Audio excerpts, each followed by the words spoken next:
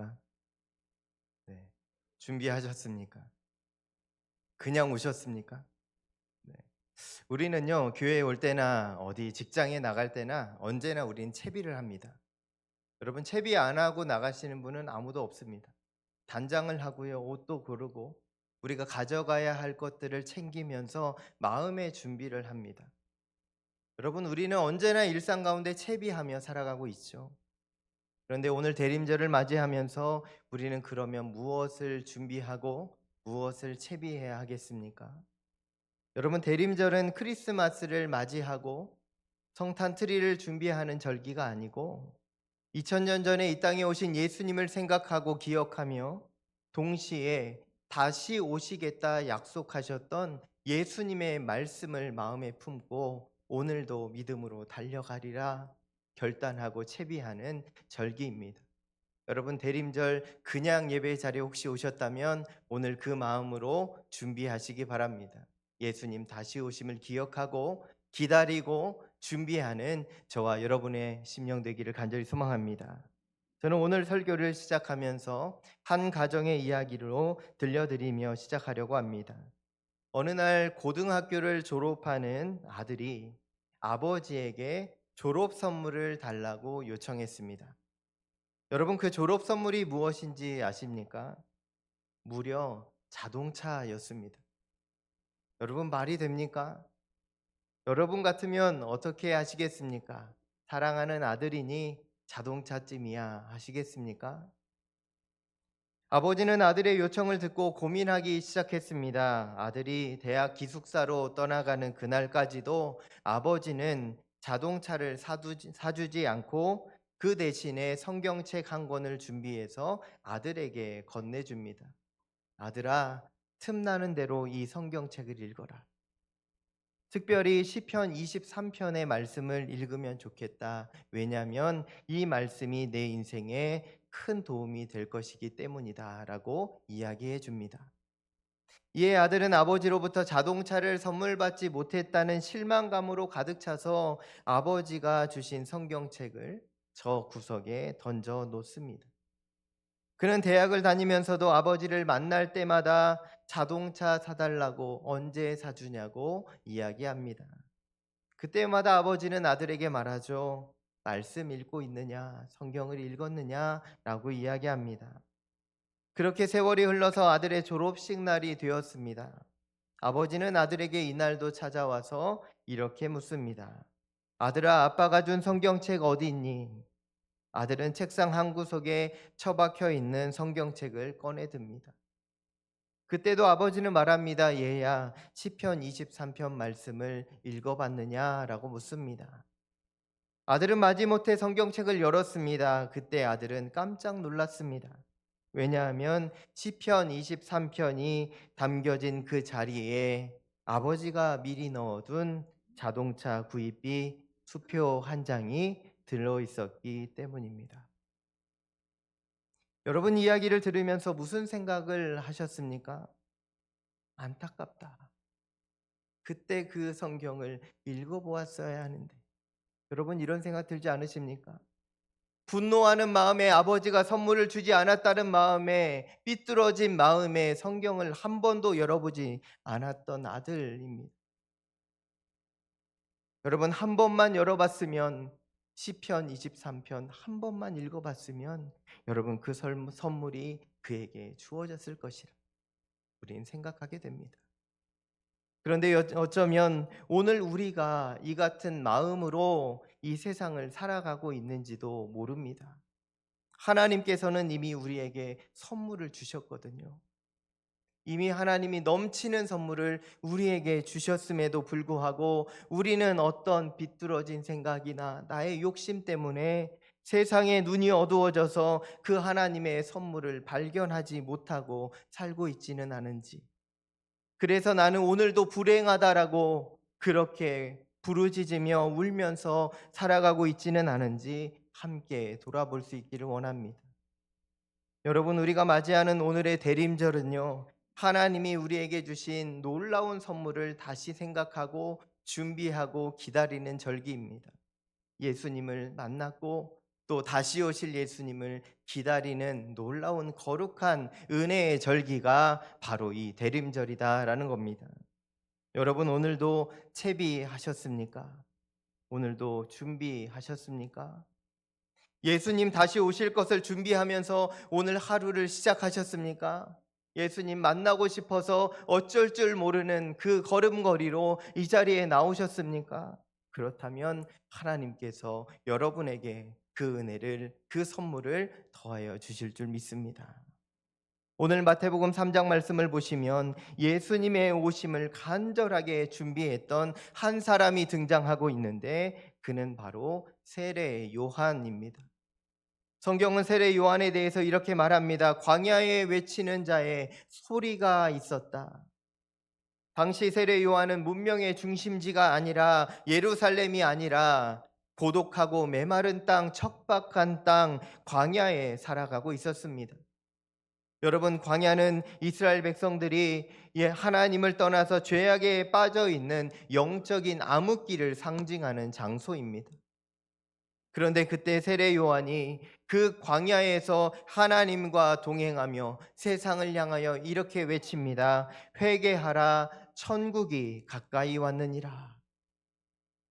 그는 낙타털옷을 입고 허리에는 가죽띠를 띠고 메뚜기와 석청을 먹는 세상과는 구별된 사람으로 보였습니다. 그러나 그는 세상과 하나님을 연결하는 놀라운 메시지로 살아가고 있었음을 우리는 기억해야 합니다. 세상이 주목하지 않지만 하나님과 세상을 연결하는 말씀의 사람으로 소리되어 살아가는 세례 요한의 모습을 보며 오늘 우리가 어떻게 이 세상을 살아가야 하는지 우리는 깨달아야 합니다. 회개하라, 천국이 가까이에 왔느니라. 이것이 바로 오늘 우리가 들어야 할 말씀이며 또한 우리를 통하여 많은 이들에게 전파되어야 하는 말씀임을 믿으시기 바랍니다. 이 시간 세례 요한의 거룩한 외침을 기억하며 예수님을 향한 기다림, 대림절을 우리가 어떻게 준비해야 하는지 세 가지 말씀으로 함께 은혜를 나누고자 합니다. 첫 번째, 우리는 다시 응답해야 합니다. 함께 읽겠습니다. 여러분, 본문에서 세례 요한이 외친 메시지는요, 놀랍게도 한마디밖에 없습니다. 회개하라입니다. 여러분, 이 외침은 단순한 겉면의 말이 아닙니다. 회개해도 되고 회개 안 해도 된다라는 것이 아니고 하나님의 아들이신 예수님이 곧 오시니 너희는 회개해야 할지니라 선포하고 있습니다. 오늘 이 말씀은 이사야 40장 말씀의 성취라고 성경은 기록합니다. 광야에서 외치는 자의 소리가 있어 이르되 너희는 주의 길을 준비하라, 그의 오실 길을 곧게 하라 말씀합니다. 여기서 우리는 회개라는 단어에 주목해 볼 필요가 있습니다. 여러분, 회개는 헬라어 메타노이아입니다. 이것은 단순한 죄책감에 눈물을 흘리는 감정이 아니라 우리의 생각과 마음 그리고 생각의 모든 방향이 완전히 바뀌어지는 근본적인 변화를 의미합니다. 즉, 이 세상을 향하여 열심히 달려가던 세상을 향하여 달려가던 우리의 발걸음을 멈추고 죄의 길을 걸어가던 그 삶의 자리를 멈추고 이제 하나님을 향한 믿음의 길로 다시 걸어가는 것, 그것이 바로 회개의 출발이라 하겠습니다. 여러분, 그렇다면 우리는 어떻게 회개해야 합니까? 회개는 어떻게 하는 것입니까? 우리가 회개에 대하여 생각할 때 우리는 내비게이션을 한번 떠올릴 필요가 있습니다. 여러분, 차를 타고 서울에서 부산으로 간다라고 가정해 보십시오. 그러면 부산으로 내려가려면 남쪽으로 내려가야 합니다.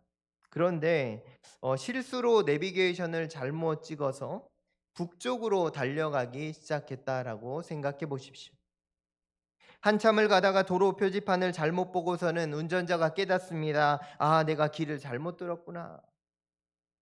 여기서 여러분, 만약 이때에 이 운전자가 자신의 실수를 자책하면서 그저 후회하고 있다면 여러분, 그는 부산으로 갈 수 없습니다.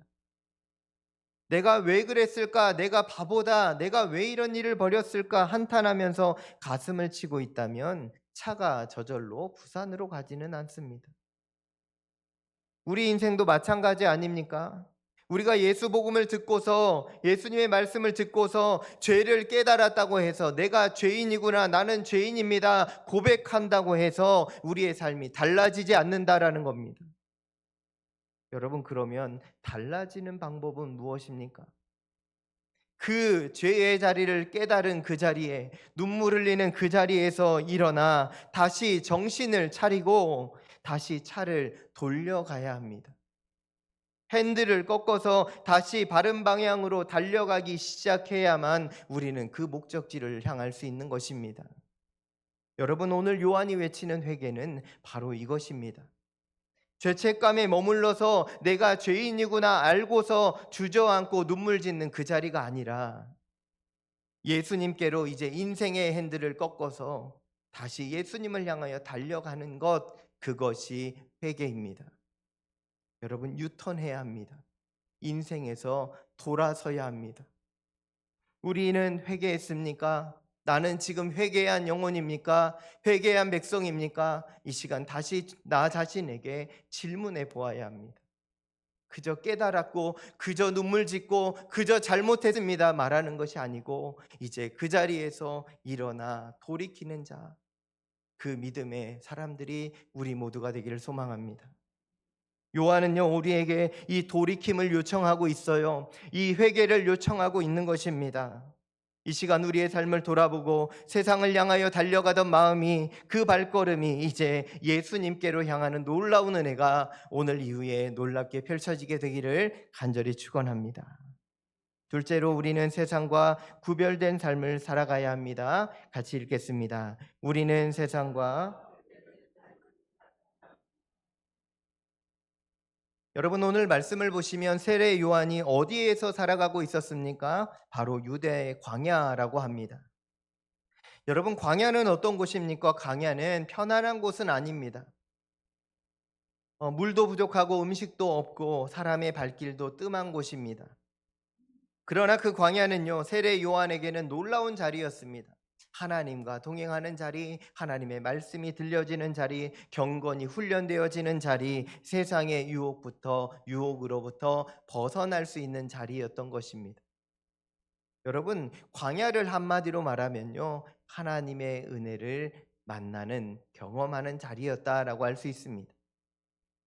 여러분, 요한은 편안한 도시와 종교 지도자들이 자리하고 있는 성전을 버리고 하나님이 부르시는 광야로 나아갔습니다. 당시 여러분, 종교 지도자들을 떠올려 보십시오. 오늘 말씀에도 나와 있듯이 그들은 화려한 옷을 입고 사람의 인정과 존중을 받고 있으며 경건의 외형은 있어도 그 마음은 타락해져 가고 있었다라고 성경은 기록합니다.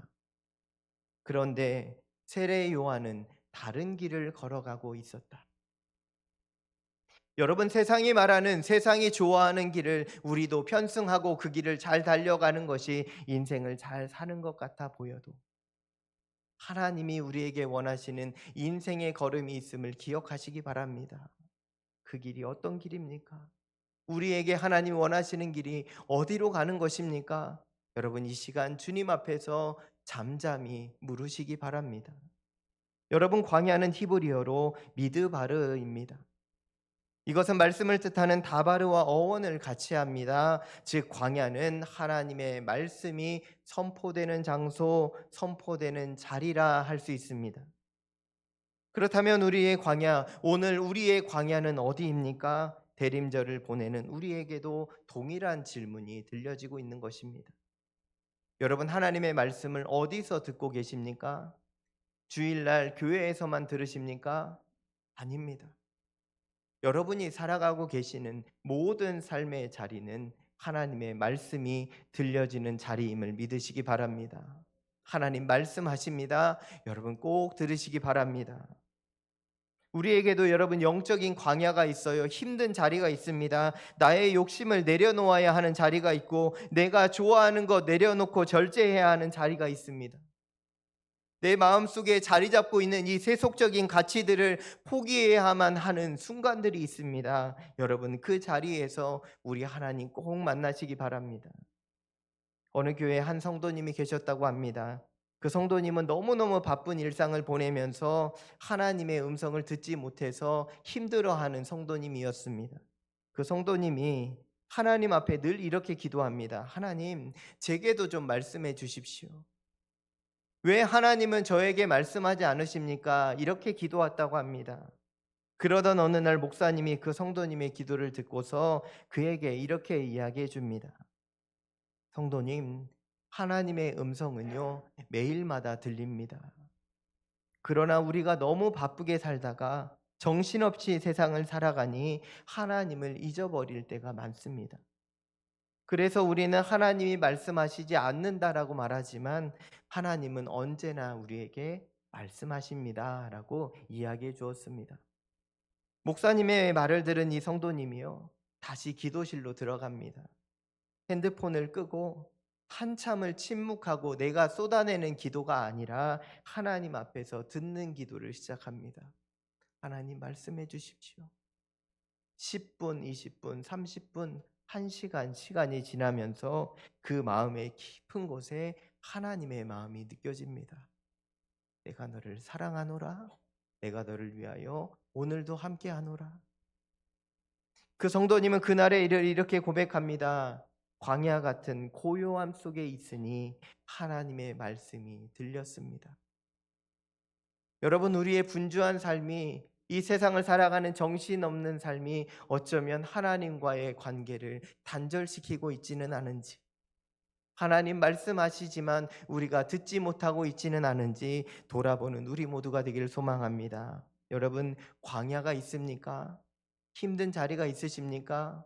그저 주저앉아서 하나님을 부르는 그 자리가 있으십니까? 그 자리에서 다시 예수님 만나고 다시 하나님 만나서 힘있게 일어나는 모든 성도님들 되시기를 간절히 축원합니다. 네, 셋째로 우리는 예수님만 증거해야 합니다. 함께 읽겠습니다.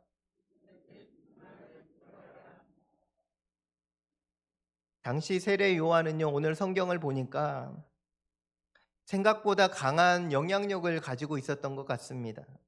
사람들이요, 그에게 몰려와서 그의 말씀을 듣기를 좋아했고 또한 그에게 세례를 받기를 원했다라고 성경은 기록합니다.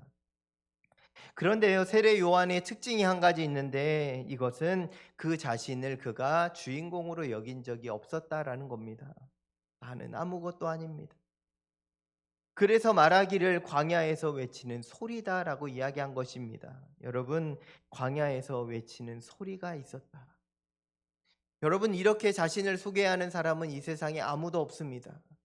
나는 내 이름 석자가 있고 나는 이런 사람이고 나는 이런 일을 했던 사람입니다. 그렇게 자랑하고 싶은 우리지 소리로 남고 싶은 사람은 아무도 없습니다. 여러분, 소리의 사전적 의미는 이것입니다. 사람이나 동물의 성대를 울려내는 것, 물체의 진동으로 말미암아 귀에 들리는 것, 그저 소리가 이것이다라는 거죠. 여러분, 그런데 소리의 특징은요, 사라진다라는 겁니다. 남아있지 않습니다. 그러나 그 소리가 담고 있던 의미는 영원히 기억되는 것을 우리는 기억해야 합니다. 알아야 합니다. 요한은 광야의 소리였지만 그가 외쳤던 메시아 예수 그리스도를 향한 소리는 오늘까지도 들려지고 있습니다. 여러분, 이 소리는 영원합니다. 요한은 말합니다. 내 뒤에 오시는 이는 나보다 능력이 많으시니 나는 그의 신을 들기도 감당하지 못하겠다라고 고백합니다. 여러분, 남의 신발을 들어보신 적이 있습니까? 신을 드는 행위는 주인이 종들 가운데 가장 낮은 종들이 주인에게 행하는 존중의 표현입니다. 그는 세례 요한은 자신을 그 가장 낮은 종의 자리에 내려두고서 오실 예수님을 높이고 있었다라는 거죠. 여러분, 예수님이 누구십니까? 그저 이 땅에 오신 좋은 분, 성인이 아니고 하나님이십니다. 이 세상을 창조하신 하나님이 육신을 입고 이 땅에 내려오시는 엄청난 날이 그날입니다. 그분을 나는 준비한다. 그분 오심을 기다린다라는 겁니다. 여러분, 요한은 인기가 높아지면 높아질수록 더욱 자신을 낮추어 갔습니다. 아니다라고 말합니다. 요한복음 3장 30절 말씀을 보면 그는 이렇게 고백합니다. 그는 흥하여야 하겠고 나는 쇠하여야 하리라. 이것이 세례 요한의 정체성이라 할 수 있습니다. 여러분, 오늘 이 정체성이 바로 오늘 우리의 정체성임을 믿으시기 바랍니다. 여러분, 그렇게 살아갑시다 고백하기를 바랍니다. 우리가 높아지는 것이 아니라 하나님이 높아지고 예수님이 높아지시는 그 놀라운 은혜가 우리 가락동 교회 가운데 충만하게 임하기를 소망합니다. 여러분, 오늘 무엇을 높이십니까? 나는 정말 예수님만 높이고 있습니까? 여러분, 잠깐 돌아볼 수 있어야 합니다. 한 가지 이야기를 들려드리겠습니다. 한 교회에 찬양팀 리더가 있었습니다.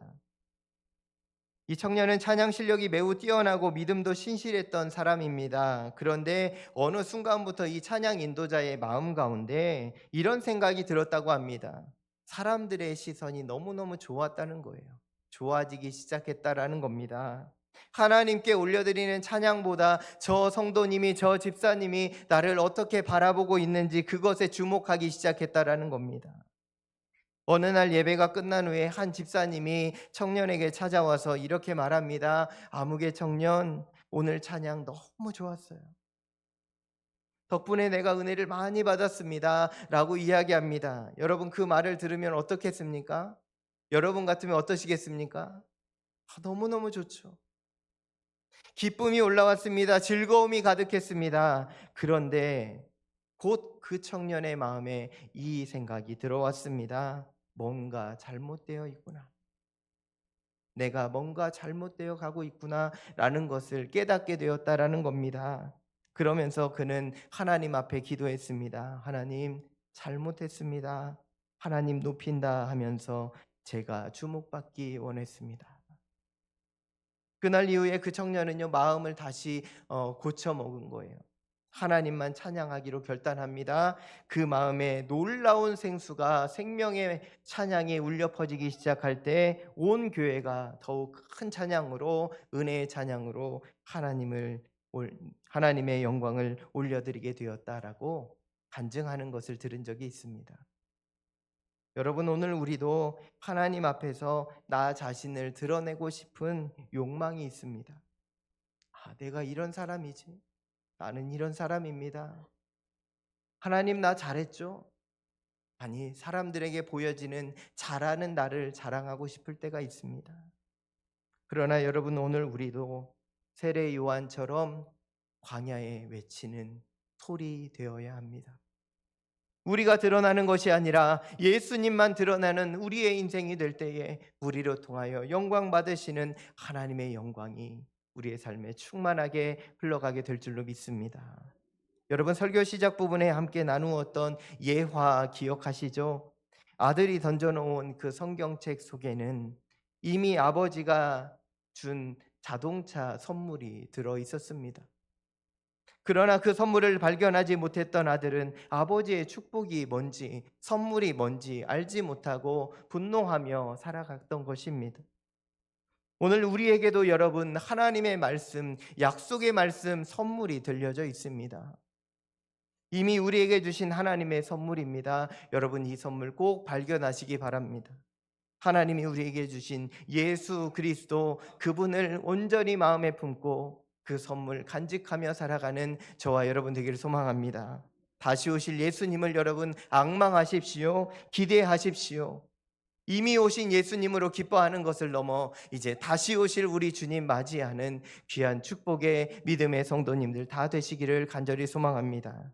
오늘 말씀을 정리하면 이렇습니다. 예수님 오심을 준비하는 세 가지 방법. 첫 번째, 함께 읽겠습니다. 하나님 앞에서 회개의 응답을 가지고, 두 번째, 세상과 구별된 삶을 살아가기를 결단하고, 세 번째, 오직 예수님만을 자랑하며 살아가는 우리 되기를 원합니다.